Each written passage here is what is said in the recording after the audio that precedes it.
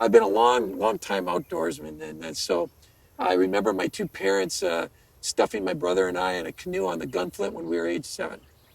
And so I've been using the boundary waters and the critical wildernesses since that age and every year. And my kids have learned those same sets of skills. I believe that when you take a look at the resources we use, whether it's copper or steel, even the gasoline in our engines, we're using natural resources and we have a responsibility then in terms to get those resources in a manner that's sustainable and environmentally friendly.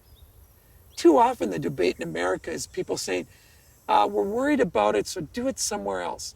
Yet, they pick up their iPad, they carry their shotgun or rifle with, copper bullets, you name it. Or they use their aluminum cookware while canoeing in the boundary waters.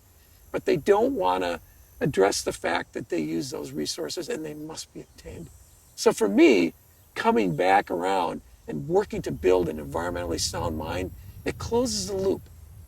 When I was working at the Department of Natural Resources, I actually learned how to harvest wild rice. When you get out there and you're harvesting the rice and the grains are falling in the canoe, and then you move it into something that's processed and in your food, you really develop a close relationship with the land.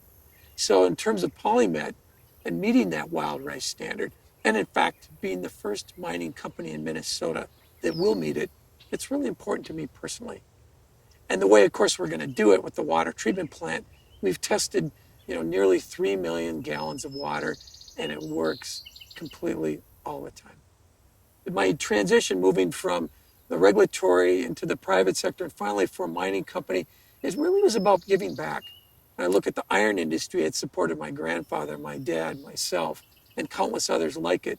We can do the same here for copper nickel for 1, 2, 3, and 4 generations ahead and supply that copper nickel for everyone we need and do it in a manner that protects this environment that all those of us who grew up here and use it, we care very deeply about.